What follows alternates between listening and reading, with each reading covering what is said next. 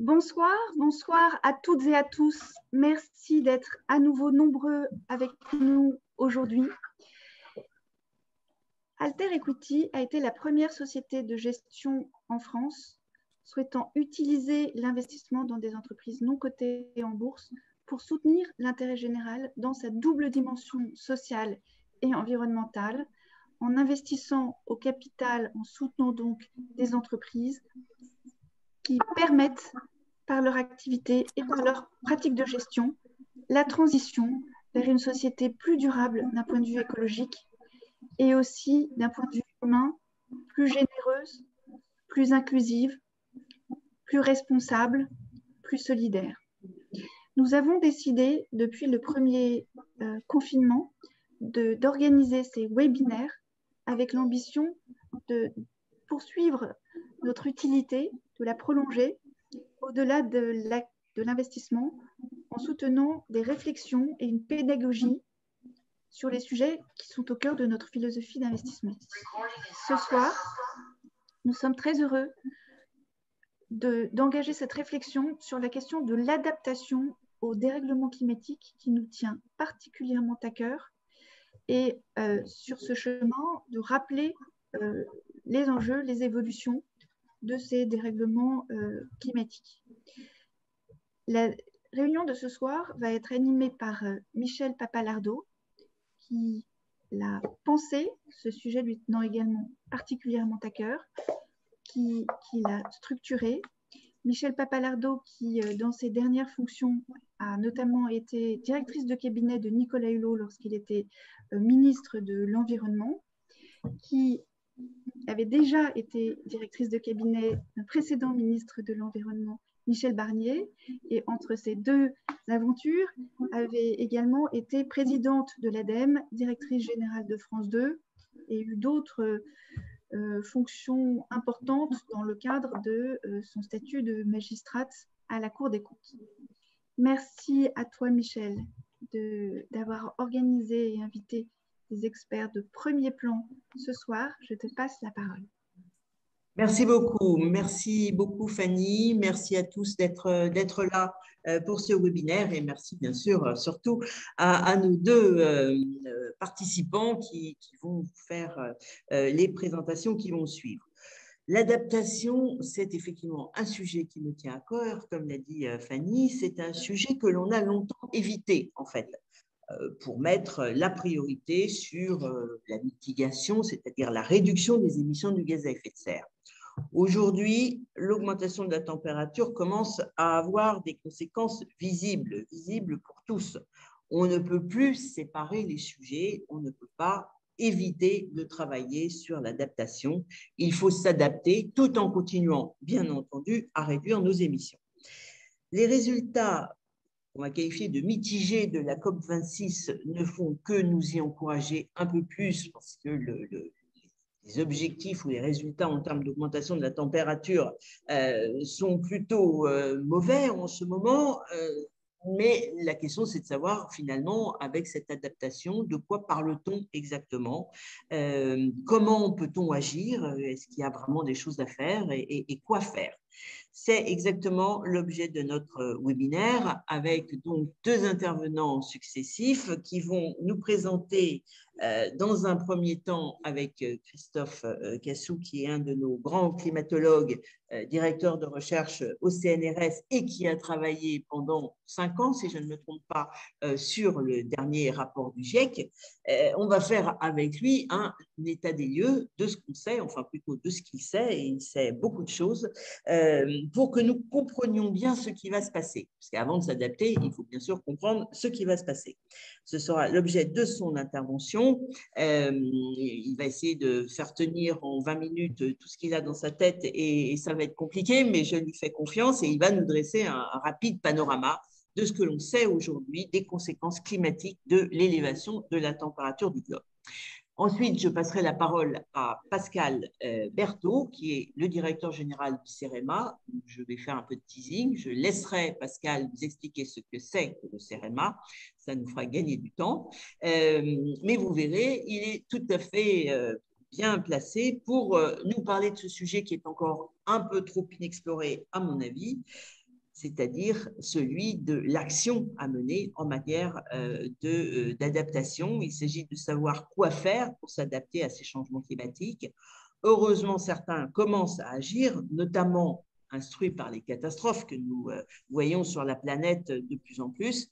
Pascal nous donnera des éclairages sur ce thème qui mérite désormais toute notre attention et surtout, vous le verrez, nos actions.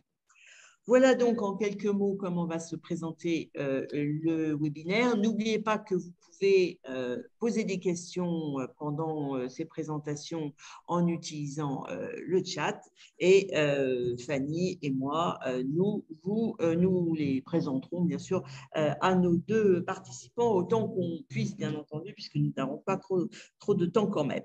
Donc pour ne pas en perdre justement de ce temps, je vais passer tout de suite la parole à Christophe Cassou qui va nous dire finalement quelles sont, à son avis, les conséquences climatiques de l'élévation de la température du globe pour qu'on soit ensuite tout à fait apte à imaginer ce qu'il faudrait faire en termes d'adaptation. Merci Christophe et je vous passe la parole. Merci beaucoup pour cette invitation. Alors, on n'a pas beaucoup de temps. Je vais vous présenter en condensé les conclusions issues du dernier rapport du GIEC qui sous-tendent bien évidemment les enjeux d'atténuation dont Michel a parlé, atténuation de nos émissions de gaz à effet de serre afin de limiter le réchauffement, mais qui fournissent aussi le cadre géophysique pour l'adaptation au changement climatique et donc qui est l'objet de ce séminaire. Alors, c'est difficile de résumer en quelques expressions les 4000 pages du rapport du GIEC.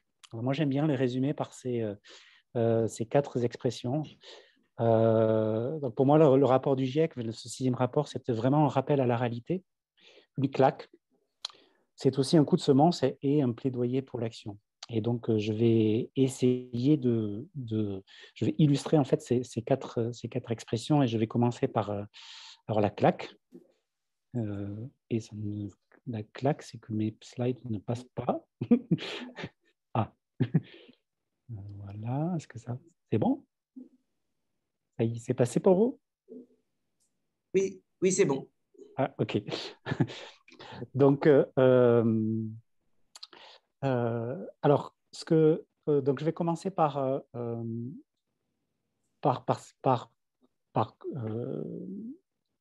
présenter en fait un indicateur clé que l'on regarde très souvent en termes de climat, c'est la température moyenne de la surface de la Terre.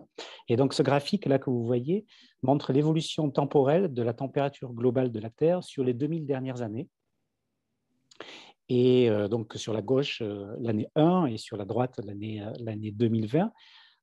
Et 2 types d'estimations sur ce graphe. La courbe en noir que vous voyez à partir de 1850 et qui correspond à l'estimation de la température globale à partir des instruments de mesure, donc les thermomètres, de 1850 à nos jours.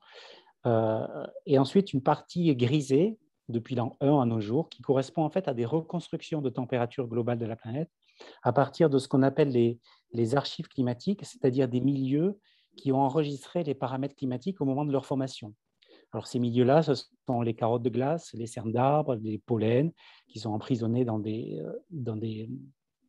carottes sédimentaires, etc., etc. Et donc, en combinant les reconstructions paléoclimatiques et les mesures instrumentales directes, ce qu'on voit, ce qui saute à la figure, c'est qu'on peut conclure que le climat, aujourd'hui, s'est réchauffé à un rythme sans précédent depuis au moins 2000 ans. Et aujourd'hui, donc, on va plus loin plus loin que le rythme du réchauffement. On peut statuer en fait sur le niveau de réchauffement en lui-même. Et l'on voit aujourd'hui, si l'on se concentre sur la dernière décennie, donc cette dernière décennie qui s'est réchauffée de 1,1 degré par rapport à la période industrielle, qui est notre période de référence, 1850-1900. Donc cette dernière décennie, avec 1,1 degré plus chaude, en fait, elle est très probablement la plus chaude période décennale depuis au moins 100 000 ans. Donc le rythme est sans précédent depuis 2000 ans et le niveau de réchauffement est sans précédent depuis 100 000 ans. Alors, dans le rapport, nous allons aussi plus loin et nous essayons de comprendre en fait les différents facteurs qui peuvent provoquer les changements de température globale à la surface de la Terre. Et ces facteurs, ils s'expliquent toujours par des déséquilibres énergétiques du système Terre. Et donc, on a déterminé la contribution de chaque facteur qui peut induire donc, des changements, des variabilités climatiques. Donc, les facteurs humains, les facteurs naturels et ce qu'on appelle la variabilité interne, c'est-à-dire cette variabilité, ces fluctuations qui correspondent à des manifestations spontanées du climat. Alors, sur ce graphe ici, vous avez plusieurs barres. Donc, vous avez la barre en grise qui correspond aux observations sur la dernière décennie, donc plus 1,1 degré par rapport à l'ère pré-industrielle, comme je l'avais dit. Et puis, ensuite, les différents facteurs. Donc, on voit qu'en rouge, enfin en rouge, en couleur saumon, on voit la contribution liée aux activités humaines. Et donc, dans ce 6e rapport, on peut dire, et quand on contraste en fait avec sur la droite les estimateurs qui sont liés, qui sont associés aux facteurs naturels, comme le soleil et les volcans, et à la variabilité interne, à la variabilité spontanée du climat, qui tous deux sont à 0. Donc, on peut conclure que en fait, l'intégralité du réchauffement climatique de la décennie 2010-2019 est liée aux activités humaines. Alors, j'insiste bien sur cette intégralité. On n'est plus à les activités humaines expliquent et sont les facteurs dominants du réchauffement. Aujourd'hui, c'est l'intégralité, 100% du réchauffement est lié aux activités humaines. Et ces activités humaines, en fait, l'effet des activités humaines est dû essentiellement au pouvoir réchauffant des gaz à effet de serre qui s'accumulent dans l'atmosphère, en particulier le CO2, et aussi celui du méthane. Gaz à effet de serre qui sont compensés par un effet refroidissant des aérosols, c'est-à-dire les particules de pollution qui sont d'origine anthropique. Mais l'ensemble, en fait, explique l'intégralité du réchauffement. Alors, dans ce rapport, on va bien au-delà de la température, et on regarde aussi d'autres facteurs. Et on peut dire en fait qu'on est rentré, on a pris un voyage, on est entré en voyage en territoire inconnu et qui est sans retour. Nous montrons dans ce nouveau rapport que en fait, la surface de la banquise est aujourd'hui à son niveau le plus bas depuis au moins 1000 ans, avec une diminution de quasiment 50% depuis 1979, qui est le début de l'ère satellitale. Le recul des glaciers est sans précédent depuis 1850, et sans précédent depuis le recul des glaciers qu'on enregistre depuis 1950 est sans précédent depuis au moins 2000 ans. Le niveau de la mer, lui, monte à un niveau qui est le plus rapide depuis au moins 3000 ans, et ce niveau de la mer, cette hausse du niveau de la mer continue à accélérer. Et évidemment, la concentration du CO2, elle, est la plus élevée depuis 2 millions d'années. Concentration de CO2 forte dans la mesure où ça correspond à nos émissions de gaz à effet de serre liées à la combustion des énergies fossiles, au charbon, pétrole, gaz pour 85%, et puis pour 15% la déforestation. Alors, une autre avancée majeure dans ce 6e rapport, c'est qu'aujourd'hui, on est capable d'établir une relation directe entre le réchauffement, donc la température globale, et la fréquence et l'intensité des événements extrêmes. Aujourd'hui, on entend, la première question que posent les journalistes, généralement, quand un événement extrême survient, c'est est-ce que cet événement extrême est lié au changement climatique? Alors, ce n'est plus du tout la question qu'il faut poser, dans la mesure où les événements extrêmes sont liés au changement climatique. La question est de savoir si on est adapté et si on est résilient face à ces événements extrêmes qui se produisent. Donc voilà, on montre que en fait, l'influence humaine, l'influence de l'homme rend les événements extrêmes climatiques plus fréquents, plus graves, notamment les vagues de chaleur, les fortes précipitations, les sécheresses, ce qui conduit à des conditions propices aux incendies. Je n'ai pas trop le temps de détailler les chiffres, mais les augmentations sont considérables, même pour un climat à 1,1 degré. Par exemple, pour les canicules, les chaleurs extrêmes, à la fois les canicules terrestres et les canicules marines, elles sont 3 fois plus probables à l'échelle globale et elles sont aujourd'hui plus intenses. Alors, pourquoi ce rappel à la réalité? Pourquoi cette claque? Parce qu'en fait, nous savons depuis longtemps que le climat se réchauffe, bien évidemment, mais nous montrons dans ce rapport que les changements récents, alors je vous ai présenté ici quelques indicateurs, mais il y en a une multitude, ils sont généralisés et ils sont à grande échelle. Il n'y a plus une seule région aujourd'hui du monde qui est épargnée par le changement climatique, qui est extrêmement rapide au regard des fluctuations passées, comme je vous l'ai montré, et qui s'intensifie aujourd'hui. Et le climat d'aujourd'hui, en fait, il est inédit à l'échelle de même de la mémoire générationnelle. Si on compare par rapport à nos arrière-grands-parents ou nos grands-parents pendant notre jeunesse, En fait, ce qu'on vit aujourd'hui est complètement inédit. À cette époque-là, ils n'auraient pas pu le vivre avec le climat pré-industriel, quoi. Enfin, le climat pré-industriel, le climat du début du siècle, du début du XXe siècle. Donc, le changement climatique, en fait, c'est plus un paysage lointain vers lequel on se dirigeait, hein, où on se dirige. C'est plus 2100, c'est plus 2050, c'est maintenant. Et c'est vraiment une conclusion très importante de ce nouveau rapport du GIEC. Il ne faut plus regarder aux horizons lointains, c'est aujourd'hui.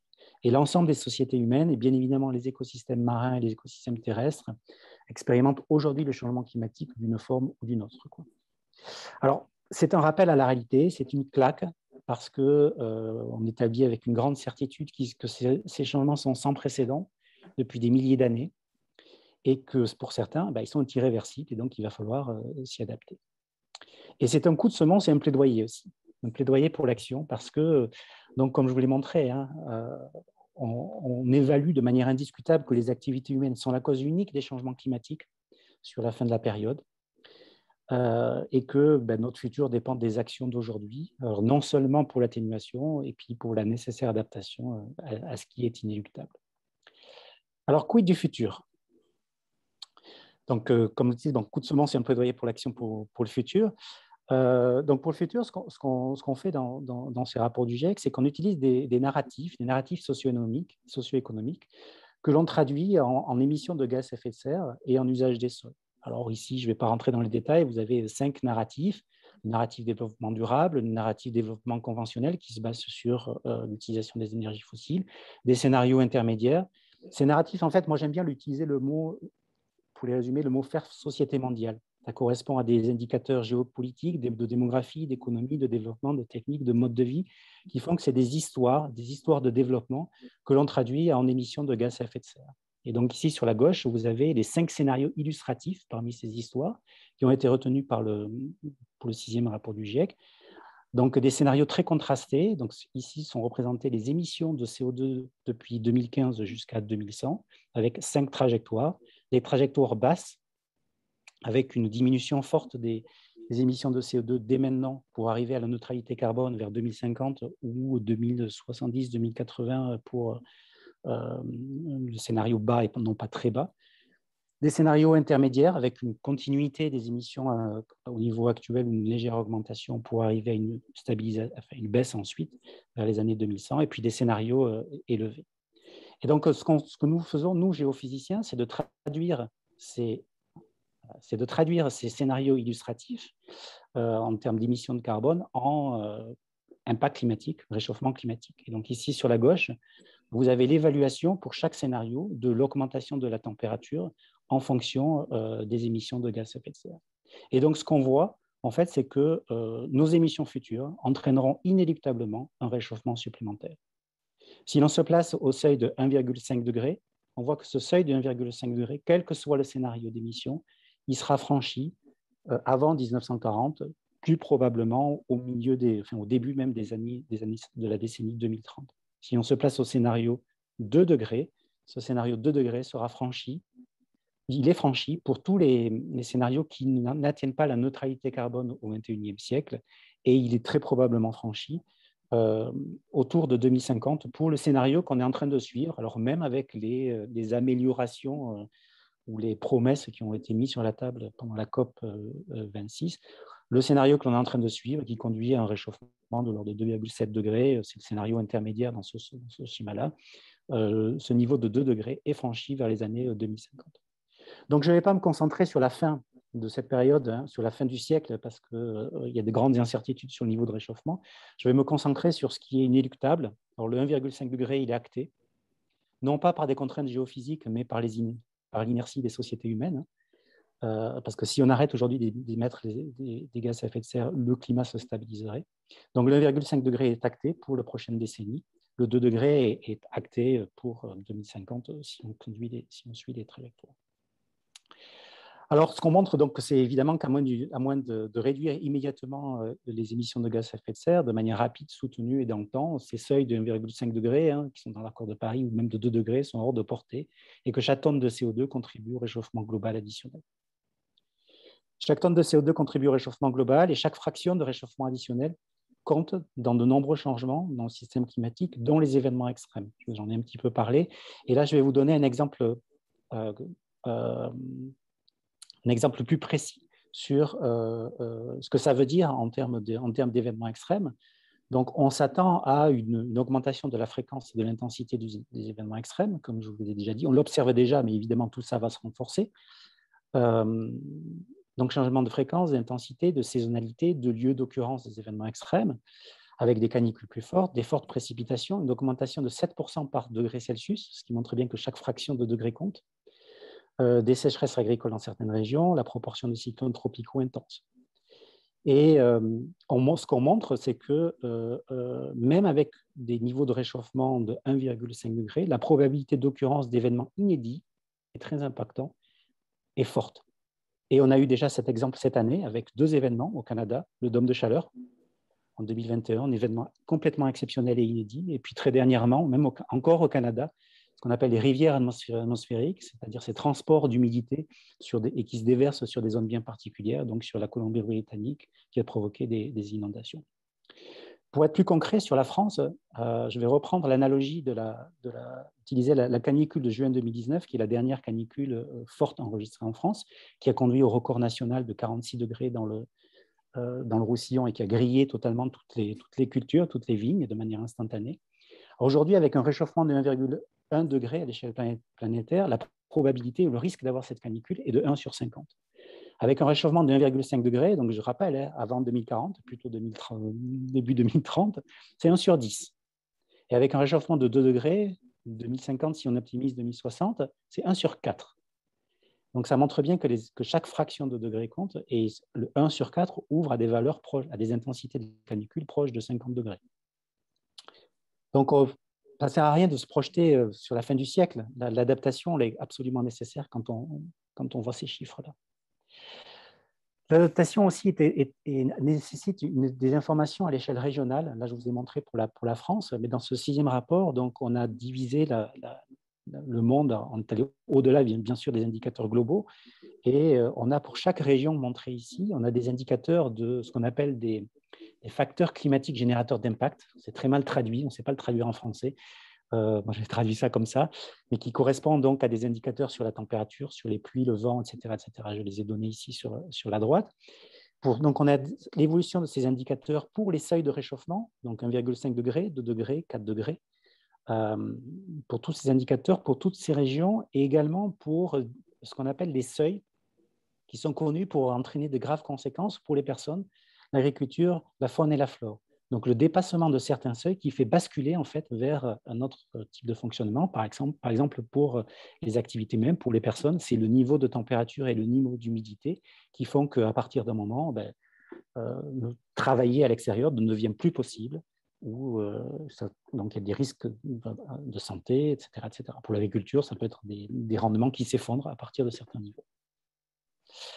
Donc, pour chaque région, c'est un petit peu de pub, et puis pour montrer pour vous donner en fait les informations, parce que toutes ces données-là sont disponibles, sont consultables, mises à la disposition de tout le monde. Il y a 2 adresses qui sont 2 adresses web qui sont données ici. Alors, voilà, donc il est nécessaire de s'adapter à ce climat changeant. On peut stabiliser les températures globales, les extrêmes climatiques, donc il faut arriver à net zéro. Mais pour certains paramètres, il est impossible de revenir en arrière. Certains changements climatiques sont irréversibles et donc ils imposent des actions d'adaptation de toute façon. L'irréversibilité, elle se trouve sur des centaines et des milliers d'années pour le réchauffement de l'océan qui va continuer. Même si la température globale de la planète se stabilise, le réchauffement de l'océan va continuer. La fonte des calottes va se poursuivre. Et donc tout ça va entraîner un niveau de la mer qui va continuer à augmenter, quel que soit le scénario. Et donc ici, vous avez sur cette courbe la hausse du niveau de la mer qui est projetée en fonction des différents scénarios que je vous avais présentés au départ. Hausse de niveau de la mer en mètres, de 1950 jusqu'à 2100. Donc on voit qu'aujourd'hui, en 2018, le niveau de la mer a déjà augmenté de 20 cm par rapport à 1900 dans ce cas. Et on voit que si on regarde à l'horizon de 2050, si on fait un zoom sur cette échéance-là, en fait, l'inévitable, c'est que, quels que soient les scénarios, on a un réchauffement additionnel de 20 cm en 2050. C'est-à-dire qu'en 30 ans, on va gagner 20 cm, c'est-à-dire la même hauteur que ce qu'on a gagné depuis 100 ans. Donc, il y a une forte accélération de la hausse du niveau de la mer, et c'est acquis. C'est inévitable. Dans ce rapport, on étudie aussi des scénarios qu'on appelle des scénarios de faible probabilité à haut risque, et qui sont montrés ici par cette petite étoile-là de couleur magenta, et par cette hausse du niveau de la mer qui est prévue si les calottes polaires se déstabilisaient. Alors, ce sont des scénarios de conditionnels. On a une incertitude dans les processus physiques, en particulier sur les calottes polaires. Donc, les valeurs que je vous ai montrées précédemment, c'est notre meilleur estimateur. Mais si les calottes polaires venaient à fondre, dans ce cas, on aurait une hausse qui est beaucoup plus rapide. Donc, c'est très important de considérer ce domaine des possibles, en particulier pour l'adaptation. Donc, ce sont des scénarios qui sont peu probables, mais qui sont à fort impact. Et donc, si les calottes se déstabilisent, dans ce cas, on aura une augmentation de 40 cm à l'horizon de 2050. Donc, comme je vous disais, il est essentiel de considérer le champ des possibles climatiques pour l'estimation des risques, la planification des actions et des stratégies d'adaptation, et à toutes les échelles de temps. Donc, sur le long terme, j'ai donné l'exemple du niveau de la mer. Et sur le court terme, il y a quelque chose aussi qui est très important de considérer, c'est la variabilité interne, c'est-à-dire les fluctuations spontanées du climat qui viennent se superposer à l'effet lié aux activités humaines. Et je vais finir par ça. Je ne sais pas du tout au niveau du timing où je suis, je vais finir par cette information-là sur le court terme. Donc ici, vous avez sur la gauche la température, l'augmentation de la température en hiver en Europe en lien avec les activités humaines sur les 20 prochaines années, c'est-à-dire demain. Donc, on voit qu'en fait, sur la France, on a un réchauffement qui est de l'ordre compris entre 0,5 et 1 degré à l'horizon 2020-2040. Mais ça, c'est l'effet lié aux activités humaines uniquement.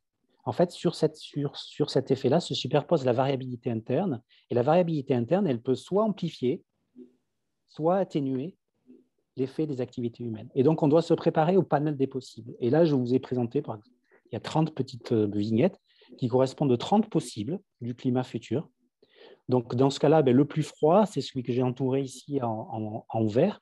C'est un climat qui se réchaufferait sur l'Europe de 0,2 degrés, c'est-à-dire pas beaucoup, il se maintiendrait au niveau actuel. Mais le climat le plus chaud, il se réchaufferait j'ai coupé sur mon écran, je crois que c'était 1,9 à peu près.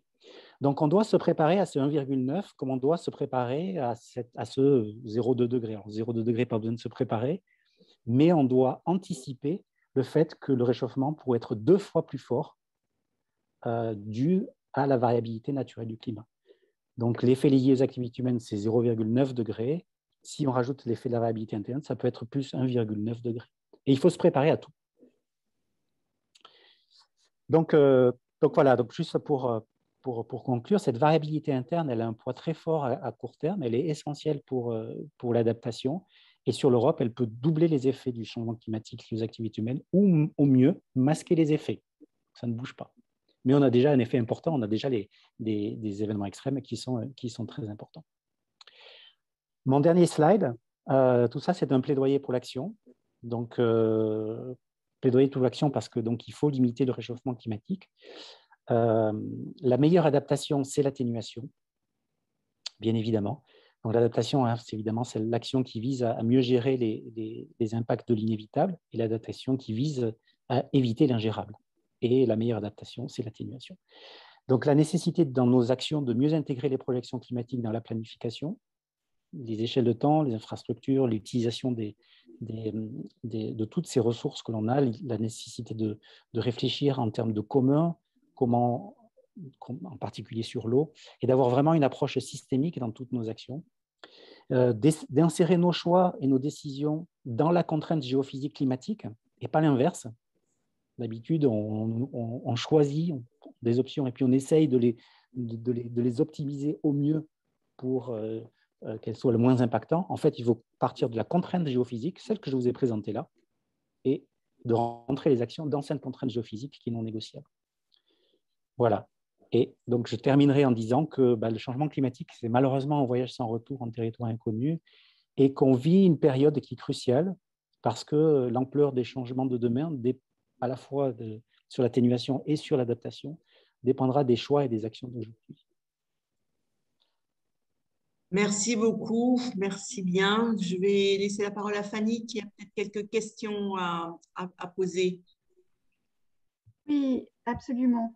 Une première question posée dans le chat et qui est celle de savoir que peuvent faire les citoyens à leur échelle. J'en profite pour vous remercier de cet exposé brillant. Alors, les citoyens à leur échelle. Il y a plusieurs leviers d'action, bien évidemment. Il y a l'action individuelle. L'action individuelle qui consiste à réduire nos émissions de gaz à effet de serre, notre empreinte carbone, de manière la plus efficace possible. Il y a des outils intéressants, par exemple l'outil de l'ADEME qui permet de calculer à l'échelle individuelle sa propre empreinte carbone.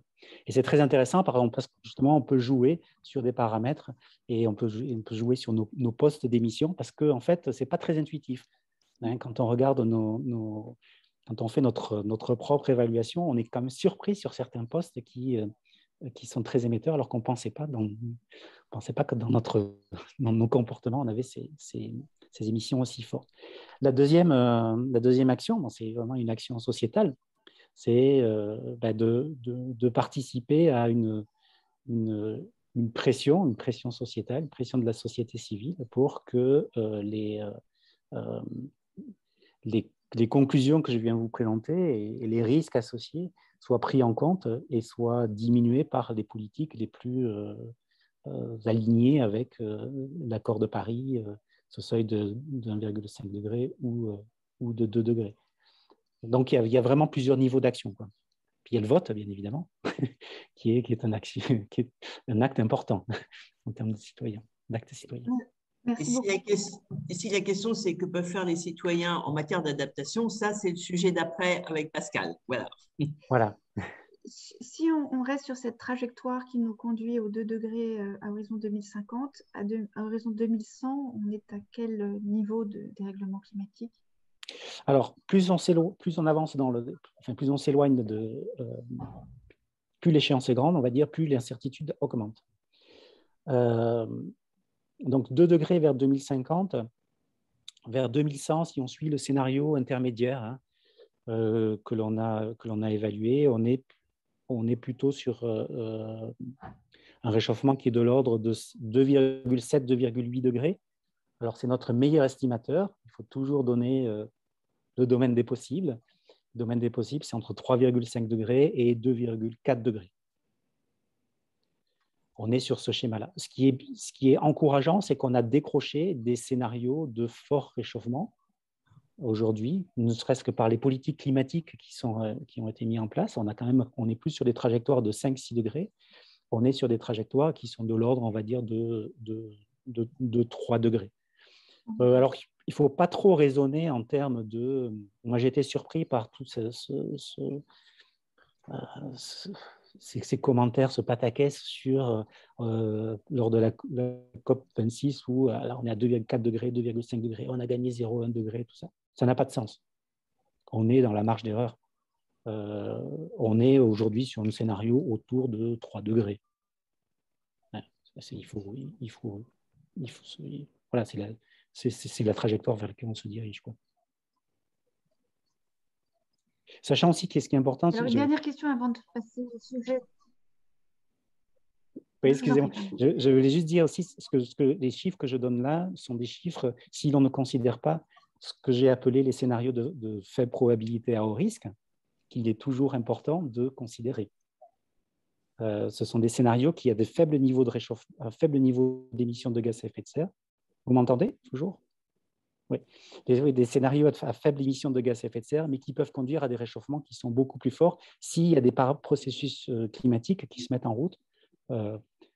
Par exemple, le dépérissement de la forêt amazonienne, des émissions très fortes dans le permafrost. Voilà, tout ça, c'est des scénarios possibles qui contribueraient à augmenter fortement les émissions, le niveau de réchauffement. Merci beaucoup. Une dernière question avant peut-être de passer au sujet plus particulièrement d'adaptation, on nous pose la question de savoir quel est le risque de décalage par rapport au scénario actuel. Qu'est-ce que vous appelez par le décalage? C'est une question d'un participant. Quel est le risque de décalage par rapport au scénario actuel? Par exemple, on a eu cet été des nouvelles de ralentissement du Gulf Stream, ce qui peut changer les besoins d'adaptation, mais ce qui peut changer ouais. l'évolution. Alors, j'imagine que que ça doit faire plutôt référence à un message qu'on entend assez souvent qui serait que les projections climatiques ont sous-estimé en fait l'effet du réchauffement, ou comme par exemple sur le Gulf Stream, ou la circulation thermohaline. Si vous ne vous inquiétez pas, le Gulf Stream ne va jamais s'arrêter. C'est d'autres circulations qui vont s'arrêter. Il ne faut pas rentrer dans le catastrophisme non plus. Si on regarde, si on fait l'évaluation des projections climatiques qui ont été publiées depuis 1990, c'est-à-dire date du premier rapport du GIEC, et si on regarde les trajectoires de ces projections climatiques avec les observations qu'on a réellement mesurées sur les 30 dernières années, on voit qu'on est très proche. En fait, dès les années 90, les scénarios envisagés correspondaient en fait à ce qu'on est en train de vivre. Donc, il n'y a pas de sous-estimation en tant que telle de l'effet du réchauffement. On me demande moi, si je suis surpris par certains événements extrêmes. En fait, moi, je ne suis pas surpris parce que ça correspond vraiment à la trajectoire que l'on avait anticipée. Par contre, je suis toujours étonné par le niveau des événements extrêmes, par leur intensité. Ça, oui, on reste abasourdi, mais en fait, on s'y attendait. Mais quand on le vit, c'est différent. Oui, c'est ça. Merci beaucoup, Christophe. Alors, on a encore des questions sur le sujet de l'augmentation de la température et sur ce qu'on peut faire pour les limiter. Mais aujourd'hui, ce soir, le sujet, c'est l'adaptation. Donc, bien entendu, comme c'était écrit dans vos slides, l'atténuation, c'est la première forme d'adaptation, mais il en faut d'autres quand même, puisque, comme Christophe vient de nous le démontrer, l'augmentation de la température est là, les conséquences climatiques sont là, on a quelques incertitudes sur le niveau, mais on sait que ça va être grave, que ça va être fréquent et que les impacts seront vraiment très sensibles et à court terme, en fait. Hein. C'est comme ça que je résume un peu toutes les informations qui viennent de nous être passées. Donc, je vais passer tout de suite. Merci beaucoup à Christophe pour cette présentation très claire. Bien sûr, on trouvera tous ces slides. Et on pourra y réfléchir encore un peu plus et se faire encore peut-être un peu plus peur. Mais je vais passer tout de suite la parole à Pascal Berthaud qui va nous rassurer un petit peu quand même, j'espère, en nous montrant d'abord qu'il y a des choses à faire pour réduire notre fragilité face à ces conséquences du changement climatique, au-delà de ce qu'on doit bien sûr continuer à faire, je ne le répéterai jamais assez, pour réduire nos émissions. Donc Pascal, à toi la parole. Le CEREMA, c'est l'organisme effectivement qui a rassemblé toute l'expertise. Effectivement, si tu peux remonter sur le... Oui, on est en train de régler. Voilà. Ouais, c'est donc l'organisme qui a rassemblé toute l'expertise de l'ex-ministère de l'Équipement, ministère de l'Écologie maintenant. Si tu peux juste descendre d'un slide. Voilà. C'est effectivement 1700 ingénieurs et techniciens, une activité de recherche et qu'on a centré évidemment sur 6 domaines. Tout ce qui concerne l'efficacité écologique des bâtiments, la mobilité, les infrastructures de transport, un certain nombre de sujets environnementaux et de risques, la mer et le littoral, et puis la transcription de tout ça effectivement sur le territoire à travers de l'expertise territoriale. Le point commun entre ces 6 domaines, évidemment, c'est qu'ils sont impactés très fortement, effectivement, par le changement climatique. Et c'est vrai à tel point, effectivement, que nous avons mis comme underline dans notre logo climat et territoire de demain, parce qu'on est assez persuadé que sur chacun de ces domaines, effectivement, l'enjeu majeur, c'est bien évidemment l'adaptation au changement climatique. On est aussi très orienté territoire, c'est bien pour ça que c'est climat et territoire de demain, avec une présence sur l'ensemble du territoire national. Alors, pour parler d'adaptation, effectivement, une petite définition d'abord sur ce qu'est l'adaptation. C'est vraiment la capacité de limiter les impacts négatifs du changement climatique sur la société, sur la nature, et d'ailleurs aussi de tirer quelques parties des opportunités qu'il peut offrir. On parle toujours des conséquences terribles du changement climatique. Il y a aussi des endroits où ça peut avoir des conséquences positives. Et puis évidemment, le sujet important, c'est que cette affaire, elle est complètement systémique. C'est bien en regardant sur un territoire l'ensemble des activités que l'on peut arriver effectivement à s'adapter, et ça pas simplement en prenant une ou l'autre. À propos de territoire, on parle beaucoup de résilience. C'est un mot qui est aujourd'hui très à la mode, particulièrement d'ailleurs depuis la crise Covid.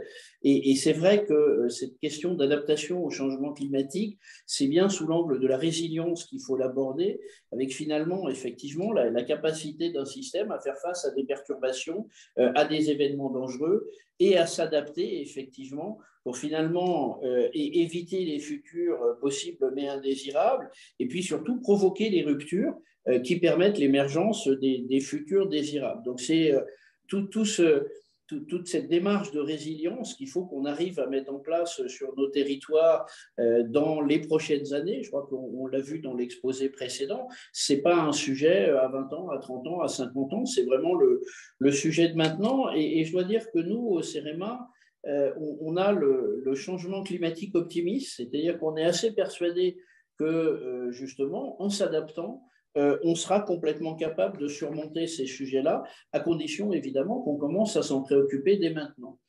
Alors, quelques chiffres clés. Promis, après, je vais passer aux solutions parce que sinon, tout le monde va se tirer une balle dans la tête. Mais quand même sur les conséquences de la situation que décrivait Christophe. C'est finalement la moitié des communes françaises qui sont en exposition forte ou moyenne à effectivement des événements désagréables dus au changement climatique. 1,4 million de personnes, 850 000 emplois. Sur la question de la submersion marine, j'y reviendrai parce que c'est probablement le premier effet indésirable du changement climatique auquel on commence à être confronté. Plus de 2000 km de voies ferrées, 50 000 logements impactés par le recul du trait de côte à horizon 2050-2100. Ça veut dire que c'est des logements qui vont disparaître. 10 millions de maisons exposées au risque de retrait-gonflement des argiles avec la sécheresse, 17 millions d'habitants en zone inondable. Bref, plus de 50% de la population exposée aux îlots de chaleur humain. C'est sûr que ce futur, que j'illustre avec quelques photos derrière, il est évidemment assez inquiétant, à la fois avec le déchaînement des éléments, que ce soit l'eau, que ce soit la terre, les mouvements de terrain, des questions d'effondrement, on le voit là, y compris sur des routes, et les questions littorales qui peuvent être assez importantes. Alors voilà, ça, c'était juste pour illustrer avec quelques photos. On voit sur la dernière à la fois des questions de risque sécheresse, d'effondrement de maisons et évidemment des feux, notamment des feux de forêt, et on commence à en voir beaucoup, ou des questions de recul du trait de côte. Pour la petite histoire d'ailleurs, ce n'est pas des sujets nouveaux, dans la mesure où il y a déjà eu des reculs du trait de côte importants à certains endroits qui ont amené effectivement à faire des protections. Ce qu'il y a, c'est que maintenant, ce n'est plus à certains endroits, c'est partout. Alors, heureusement, voilà, il existe des solutions, il existe des méthodes qui vont nous permettre de nous adapter.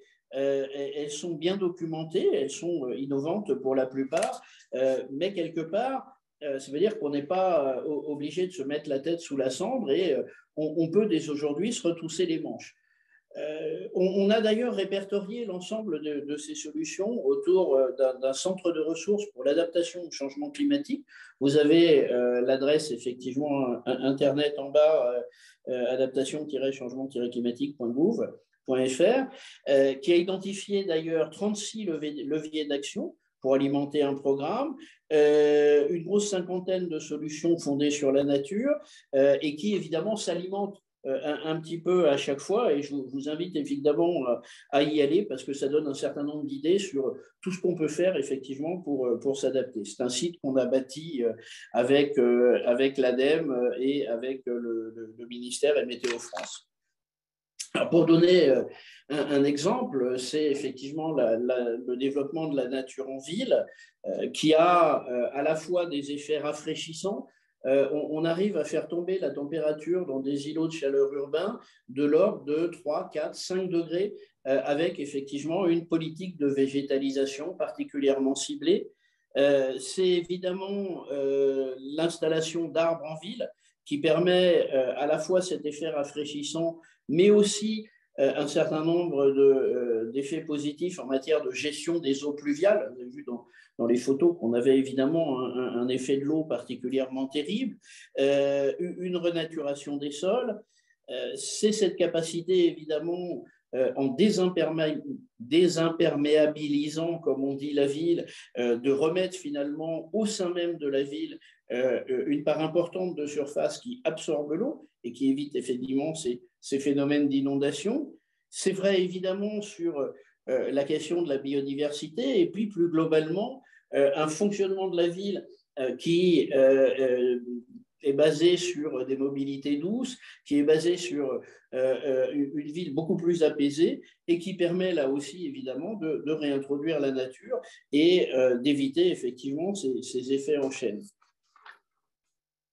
On a ainsi toute une famille de solutions avec à la fois des solutions vertes fondées sur la nature telles que je viens de l'évoquer, des solutions qui font intervenir l'eau, on les a baptisées solutions bleues, à la fois sur l'introduction de plans d'eau, de renaturation de rivières, d'ouvrages paysagers de gestion des eaux pluviales, de fontaines, de jets d'eau. Je dirais cette capacité effectivement à réintroduire assez fortement de l'eau en ville, ce qui est quand même assez paradoxal parce que moi qui suis aménageur de formation, on nous a plutôt appris le contraire, c'est-à-dire qu'il faut chasser l'eau de la ville le plus vite possible et en réalité on voit qu'aujourd'hui le vrai sujet c'est plutôt de la retenir, de la faire s'infiltrer, de la faire diffuser effectivement pour baisser les températures, etc.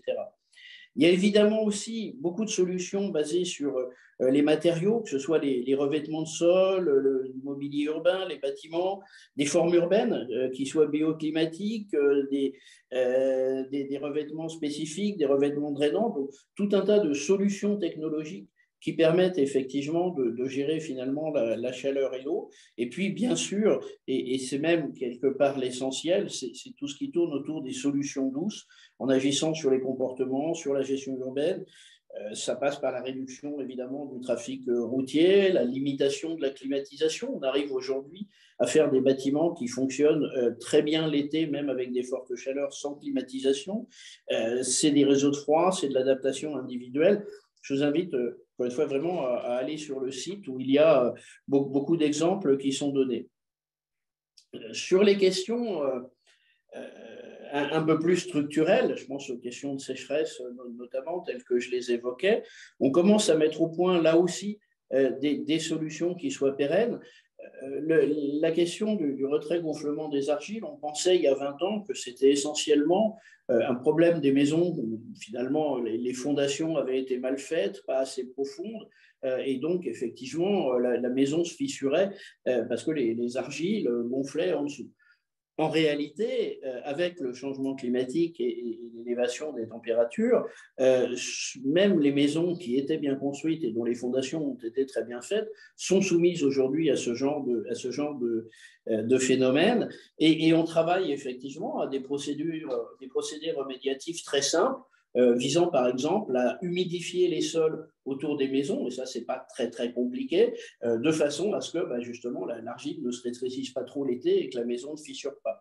On a la même chose sur les routes, c'est un sujet qui nous occupe beaucoup, où effectivement là aussi avec le changement climatique, les chaussées telles qu'elles étaient pensées se dégradent beaucoup plus vite que ce qu'on pouvait espérer. Et là aussi, on travaille sur des procédés, évidemment, qui permettent de venir recharger, de venir réhumidifier pour que ça fonctionne. Si on passe maintenant au littoral, évidemment, là, c'est quelque chose d'un petit peu plus lourd, puisque la solution, elle est quand même bien souvent, évidemment, ce que l'on appelle le recul stratégique, c'est-à-dire effectivement de reconstruire nettement plus en arrière.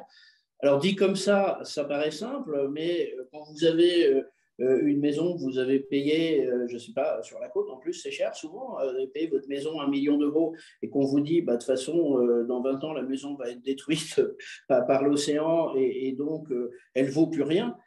Et aller reconstruire en arrière, c'est évidemment un peu compliqué. Nous, on a commencé avec un certain nombre de collectivités à traiter des territoires tests pour voir comment on pouvait faire. On a aujourd'hui 17 territoires sur lesquels on est en train de regarder quelle stratégie peut être appliquée à partir évidemment d'un diagnostic et de la capacité justement à faire évoluer les choses. Ce qui est certain, et on le voit d'ailleurs finalement sur chacun de ces sujets, c'est que l'adaptation, elle nécessitera une grande solidarité. On peut se contenter de dire, bah, les 50 000 maisons qui vont disparaître sur le littoral, tant pis pour eux. Je doute qu'en faisant comme ça, on ne finisse pas assez rapidement en guerre civile. Parce que là, j'ai parlé de 50 000 maisons sur le littoral, mais vous avez vu la litanie des sujets et des gens qui vont être impactés. Donc ça passe effectivement par une refonte assez profonde des mécanismes de solidarité, des mécanismes d'assurance. Et là aussi, il y a pas mal de réflexions qui sont en cours. Alors, comment on peut faire justement à partir de ces quelques exemples? Nous, on en a tiré un certain nombre de méthodes, des méthodes qui sont évidemment basées sur l'approche par la résilience et qui, au jour d'aujourd'hui, nous semblent être un petit peu la seule façon d'arriver progressivement à régler les sujets. Schématiquement, il y a systématiquement quatre étapes. Il y a d'abord évidemment une étape de mobilisation, si on peut passer le slide, s'il vous plaît. Ouais, il y a d'abord une étape de mobilisation qui est assez forte, basée évidemment sur la sensibilisation, la collaboration. C'est assez important parce que comme Michel, tu le disais tout à l'heure, autant les gens commencent à être je crois, assez bien sensibilisés sur la question du changement climatique et de qu'est-ce qu'on peut faire pour éviter que ça change aussi vite. Autant la sensibilisation à ces questions d'adaptation est beaucoup moins forte et je pense que les gens ne se rendent pas forcément compte que derrière, ça va être des conséquences pour eux et qui peuvent aller très loin. Donc, d'abord, évidemment, un effort de mobilisation fort. Évidemment, des diagnostics, des analyses de vulnérabilité pour bien caractériser les phénomènes. Et puis, sur cette base, évidemment, on va bâtir plusieurs scénarios, ce qui permet derrière de passer à l'action. Quelques exemples. On a travaillé avec le département de la Nièvre, par exemple, pour avoir une stratégie départementale d'adaptation.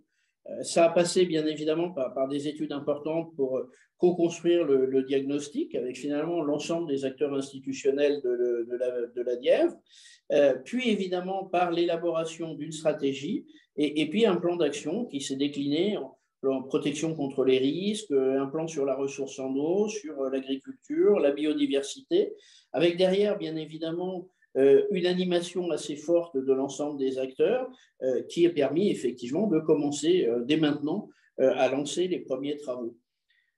Juste un point d'ailleurs, nos amis néerlandais, moi il se trouve que j'étais directeur de l'eau il y a 20 ans, ils ont commencé à remonter leurs digues il y a 20 ans. Pourquoi? Parce que, bon, évidemment, pour eux, c'est complètement vital. Vous avez les 2/3 du pays qui sont sous le niveau de la mer, donc si vous enlevez les digues, il n'y a plus de pays. Et donc, dès les années 2000, alors que la connaissance du changement climatique était encore embryonnaire, mais enfin, on savait l'un dans l'autre que le niveau de la mer allait relever, et ils ont lancé ce programme de rehaussement des digues à cette époque-là. Autre exemple, sur des infrastructures routières, effectivement, avec la direction interdépartementale des routes Méditerranée, pareil, évidemment, des projections climatiques, une analyse qui permet de catégoriser l'ensemble des actifs, d'identifier bien les fonctionnalités, celles qui seront impactées par le changement climatique, d'analyser les vulnérabilités, et puis derrière, alors là, on est au milieu de l'étude, mais ça permettra justement, là aussi, d'avoir une stratégie d'adaptation. On a fait la même chose avec SNCF Réseau sur tout l'axe Seine, là aussi évidemment avec capacité à catégoriser l'ensemble des actifs et identifier finalement sur chacun d'entre eux ce qu'il va falloir faire, avec toujours, vous le voyez dans le slide, systématiquement des démarches de sensibilisation, de formation interne, qui font évidemment que quelque part ça démultiplie l'effort et qu'il n'y a pas une petite équipe chargée du changement climatique au sein de SNCF Réseau, mais bien que chacune des entités, que chacun des agents se sent porteur du sujet. Même chose, même démarche effectivement qu'on a menée récemment avec le Grand Port Maritime de Bordeaux, là aussi avec l'identification de mesures. On pourrait lister les exemples assez fortement. Si je voulais faire la synthèse de tout ça, je crois qu'en fait, le changement climatique, il ne faut pas en avoir peur. Nous, l'analyse vraiment qu'on en a, c'est que les solutions existent. Simplement, elles sont lourdes, c'est parfois des ruptures. Et donc, mécaniquement, ces solutions-là, elles vont prendre du temps. Et justement, parce qu'elles vont prendre du temps, ça veut dire que c'est une urgence de commencer à les mettre en œuvre. Et ça, c'est un peu le message majeur que nous pouvons passer, c'est vraiment celui-là, que chacun, dans sa structure, dans son entreprise, s'interroge sur finalement quelles seront les conséquences et derrière commence effectivement à mettre en œuvre. Voilà, je vais peut-être m'arrêter là. Vous l'aurez compris, le changement climatique, en fait, on a deux options dans le changement climatique. Soit on se contente de s'occuper effectivement de mitigation et même 1,5, 2 degrés, ça aura des conséquences importantes. Et personnellement, je pense que ça peut aller assez loin dans la déstabilisation de la société. Soit on commence à s'en occuper dès à présent. J'ai envie de dire, ces évolutions-là, l'humanité les surmontera, comme on en a surmonté un certain nombre qui n'étaient pas climatiques. Mais je crois que l'humanité a quand même fait la preuve de sa capacité à s'adapter. Elle n'a pas encore démontré sa capacité à s'adapter si vite à des phénomènes si graves qu'elle a mis en place. Mais en tout cas, merci pour cette présentation qui montre qu'effectivement, il y a des choses à faire. Et je ne sais pas s'il faut avoir peur ou pas peur du changement climatique. Moi, quand même, ça me fait peur, mais ça me donne plutôt envie d'agir. Il ne faut pas qu'effectivement la peur fasse que l'on abandonne le sujet et qu'on attende de voir ce qui se passe. Donc, il y a des choses à faire. Je voulais juste insister sur le fait que, bien sûr, comme c'est le CEREMA, il est très tourné vers les territoires, mais que cette réflexion et cette méthode, comme tu l'as dit toi-même, elle s'applique aussi bien à une entreprise qu'à un territoire, même si, bien entendu, les capacités d'action et de réaction sur les différents éléments sont différents. Mais je voulais citer, par exemple, le cas d'EDF, qui, depuis de très longues années, réfléchit et travaille comme SNCF Réseau, c'est-à-dire en fait toutes les entreprises de réseau sont en première ligne face aux conséquences du changement climatique. Et donc, EDF a accéléré, par exemple, l'enfouissement d'un certain nombre de câbles parce que les conséquences, que ce soit du chaud qui fait fondre les câbles, du vent ou une inondation, le résultat, c'est que les poteaux dégringolent et qu'à la fin, le réseau est coupé, ce qui perturbe bien entendu l'entreprise EDF, mais aussi toutes les autres entreprises et tous les citoyens. Et c'est ces problématiques de réseau sur lesquelles, effectivement, il y a du travail qui est fait, qui a été fait. Moi, c'est une question que je vous pose, qui reste ouverte. Je suis un peu inquiète du fait que ce qu'on nous promet aujourd'hui pour lutter contre les émissions de gaz à effet de serre et donc réduire la consommation des énergies fossiles, c'est d'augmenter l'électrification. Or, plus on augmente l'électrification, plus on a des poteaux, plus on a des réseaux et plus on risque de se retrouver sans électricité et comme on s'en sert pour tout maintenant, en grande fragilité, même si la catastrophe n'est pas sur son propre territoire, mais qu'elle est sur celui d'à côté et que le réseau a été interrompu et qu'on se retrouve sans électricité. C'est pour ça que je pense qu'il y a des éléments qui ne sont pas encore forcément repris dans les travaux du CEREMA, mais c'est une question que je pose à Pascal Berthaud, qui est la réflexion et le travail sur le fait d'être autonome au moins pour un certain temps. Et au moins pour un certain temps, c'est le temps qu'on répare les réseaux. Hein. Et donc, est-ce que cette méthode-là, puisque j'ai bien compris ce que tu disais sur le fait d'avoir des méthodes, est-ce que cette méthode-là qui consiste à ce que chacun s'interroge, ou alors individuellement, je ne suis pas sûre qu'on puisse faire grand-chose, quoique, mais une entreprise, ça bien entendu, et un territoire encore mieux, pour pouvoir être autoproducteur parce qu'on a de l'énergie, des énergies renouvelables installées un minimum, bien entendu, pas de quoi fonctionner à plein, avec des systèmes de stockage qu'il faut bien entendu aussi développer et installer. Voilà, est-ce que ces réflexions-là sur comment est-ce qu'on fait pour survivre, en fait, et pour moi c'est ça la résilience, pour laisser passer l'orage et être capable d'en ressortir ensuite, qu'à un cas, d'accord, mais enfin d'en ressortir moins mal que si on n'a rien fait. Est-ce que c'est des choses qui sont réfléchies côté CEREMA ou ailleurs? Et aussi d'ailleurs du côté de Christophe, qu'est-ce qu'il pense de ces questionnements? Ça fait complètement partie de la méthode. C'est-à-dire que derrière, le risque zéro est quelque chose qui est strictement inatteignable et qui de toute façon n'existe pas. Ce qui veut dire qu'il faut, dans ces démarches de résilience, à la fois réfléchir à des démarches d'adaptation à long terme et à la fois aussi à réfléchir à des démarches de survie. Sur le sujet inondation, par exemple, vous avez aujourd'hui plus de 15 millions de personnes en zone inondable en France. C'est totalement illusoire de penser qu'on va déménager 15 millions de personnes. Par contre, on peut évidemment traiter justement à travers ces questions de survie en s'arrangeant pour qu'il y ait un étage, qu'il y ait éventuellement une capacité à sortir par le toit, qu'il y ait derrière évidemment des logiques d'alimentation en énergie qui fassent qu'on va peut-être pouvoir passer les 3-4 jours où il n'y aura plus d'énergie, etc. Donc oui, ça fait intrinsèquement partie évidemment de la méthode. Je ne sais pas si Christophe a quelque chose à ajouter sur ce point. Oui, alors peut-être pas sur ce point particulier, mais sur l'adaptation et son pari. Je pense que les solutions existent, mais elles existent peut-être en France, ou peut-être dans des pays qui peuvent se permettre de développer des stratégies d'adaptation. Elles n'existent pas dans certains pays. Et d'ailleurs, c'est une des revendications de ces pays-là à différentes COP pour avoir une aide non seulement comme je vous l'ai dit, hein, le changement climatique, c'est maintenant. Donc, au-delà de l'adaptation, les coûts, les dommages, les pays les plus pauvres et les pays tropicaux les subissent aujourd'hui. Et ensuite, pour l'adaptation. Donc, pour moi, l'adaptation reste un pari.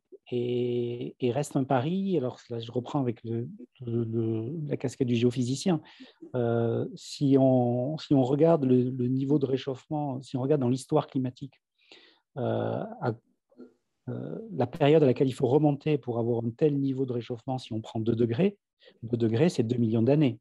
Il faut remonter à 2 millions d'années. L'Homo sapiens, c'est 300 000 ans.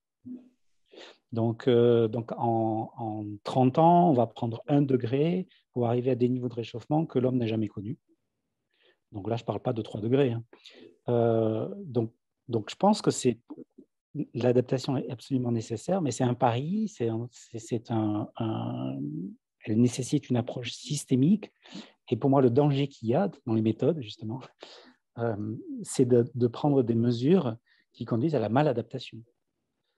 C'est-à-dire des mesures rapides qui ne prennent pas en compte le caractère systémique, le caractère, j'ai essayé de l'aborder un petit peu, mais trop rapidement, hein, le caractère de ce qu'on appelle le commun, en particulier l'eau. Pour moi, l'eau sera une ressource, la tension sur l'eau sera quelque chose d'absolument essentiel. devenir résilient à des hivers plus pluvieux, à des étés plus secs,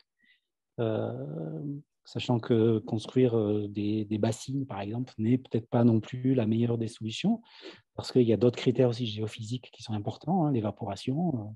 L'eau ne vient pas uniquement de la quantité de la pluie qui vient du ciel, mais aussi la ressource en eau vient contrôlée énormément par l'évaporation, et ce qui est pris sur Terre n'est pas disponible pour les marins, ou en tout cas pour les écosystèmes marins et toutes les économies côtières.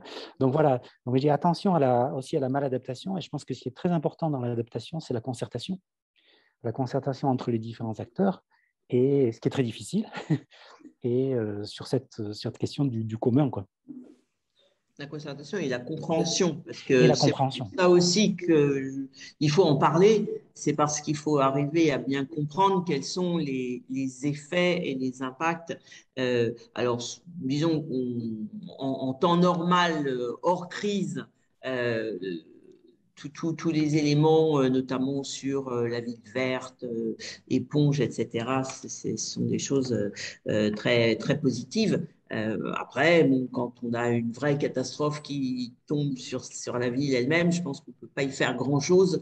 Il faut voir comment on résistera et comment on repartira.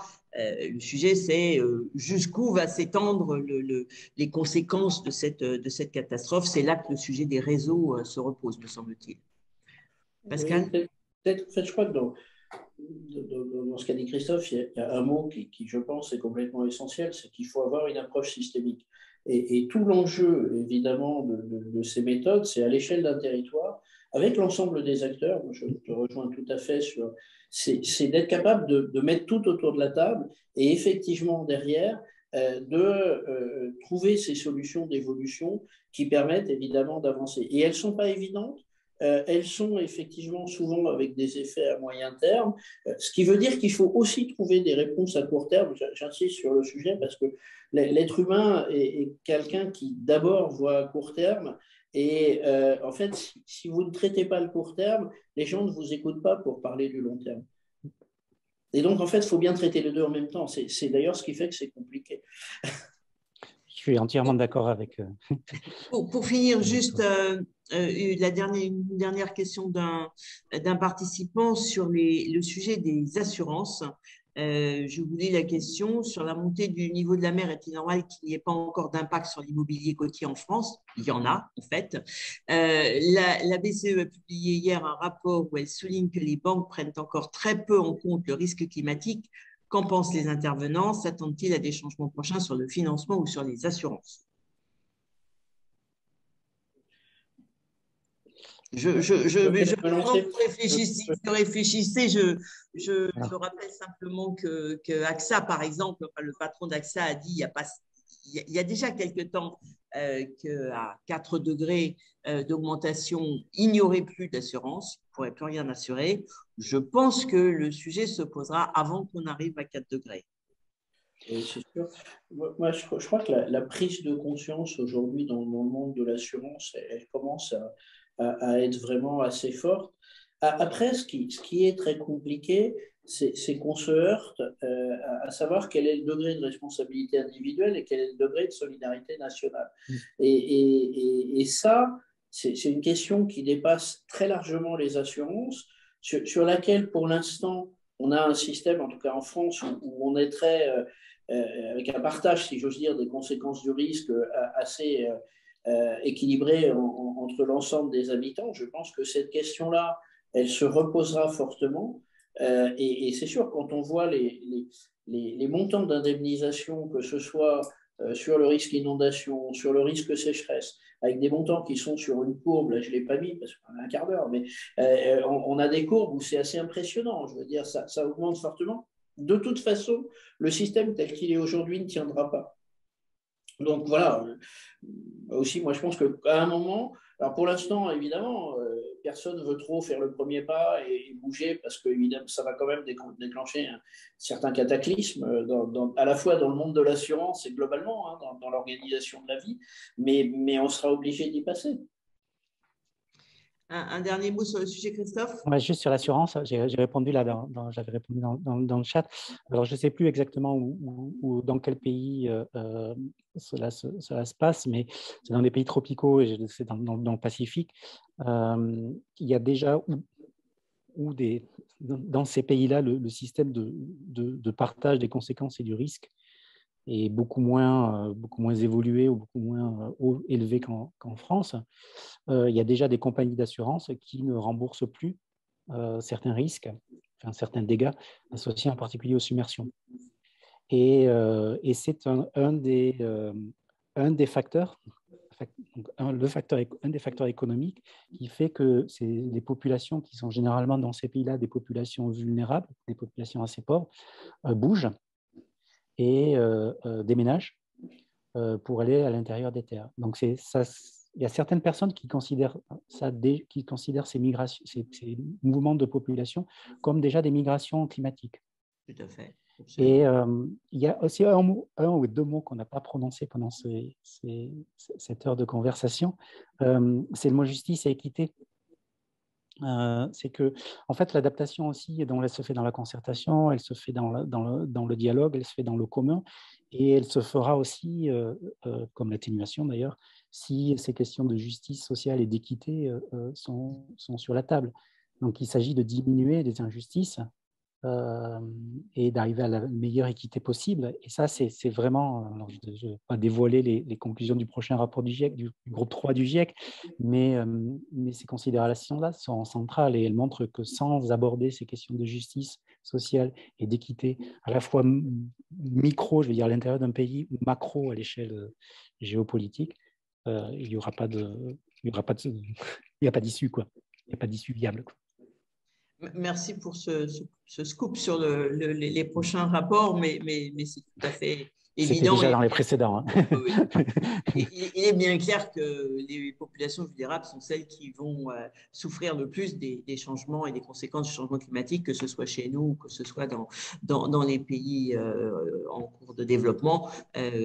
C'est donc nécessaire d'en tenir compte et d'essayer de contrebalancer. Pour le moment, on n'en voit pas forcément beaucoup de traces. Il y a deux autres mots qu'on n'a pas prononcés, je le dis juste pour qu'on ne les oublie pas, c'est l'adaptation de l'agriculture et de la forêt à ces sujets, mais on avait déjà beaucoup trop de choses à traiter et on a un peu dépassé, donc on va s'interrompre maintenant, même si sur ces sujets d'adaptation, il y a encore des milliers de choses à dire. C'est normal, c'était notre premier exercice sur le sujet. Comme ce que je voulais montrer, c'était que c'était un sujet extrêmement riche et sur lequel il y a à la fois beaucoup de questions, beaucoup de réponses, heureusement, et beaucoup de choses à faire, mais qu'on ne peut pas bien sûr tout traiter en une heure.